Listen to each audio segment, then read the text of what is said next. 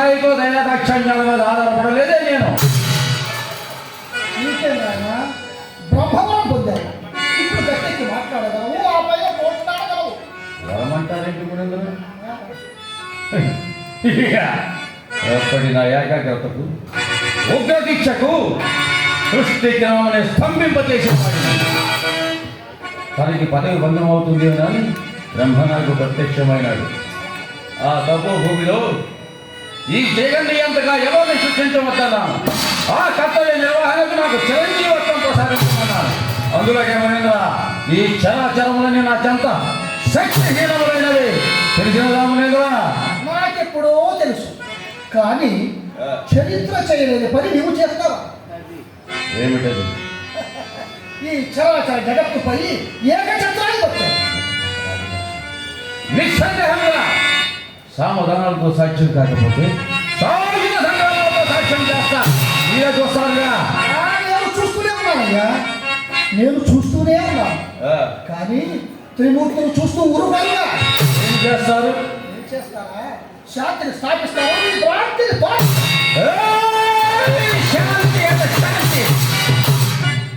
అది 17 పెడబంకం పట్టించే దారి దోపిడి తంత్రం. ఇందులో వారి ఆధిపత్యమేమున్నది? లోకాధిపత్యం వారి గొప్పాధిపత్యమా? మత్స్యాసుర వారు దేవదేవుడు, సర్వమయుడు, సృష్టిస్తే లయములు వారి అధీనాలు. నీ కోటి మేధావుల చేత పురాణాలు చెప్పించుకొని ముల్లోకాల్లో నెత్తినెక్కి కూర్చున్నారా త్రిమూర్తులు. మురేంద్ర, అమృతం తాగామని గర్వమేమో, వాళ్ళ గర్వం సర్వం ఖాళం చేస్తాం. మురేంద్ర, నీవు వక్ర భాష చెప్తే మాత్రం పుస్తకం మారుతుందా? అది ప్రపంచానికి తెలియదు. ఏమిటా ప్రపంచం? మేధావులందరినీ మహర్షిగా అన్నారు. అవిశ్వాలు చెప్పింది వేదమని నమ్ముతున్నారు మూర్ఖ ప్రజలు. లేకుంటే ఇంద్రుడు చెప్తే కానీ వర్షాలు పడవా? గాలి వీయాలంటే వాయుదేవుడా జ్ఞాపించాలా?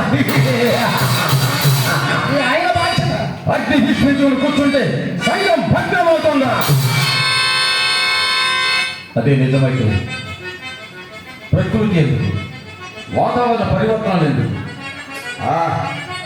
మా ప్రభుత్వం ఈ ప్రజానీకానికి ఆధిపత్యం వహించిన తర్వాత వారి బండారాలన్నీ పటాపంచలైనవి. అవి కప్పిపుచ్చుకోవడానికి ఇంకా త్రిమూర్తులకు కైవారం చెప్పుతూనే ఉన్నారు మీ కోటి భక్తులు, ముక్తులు, శక్తిశీలులు. అది నిజమే, కానీ ఏం కానీ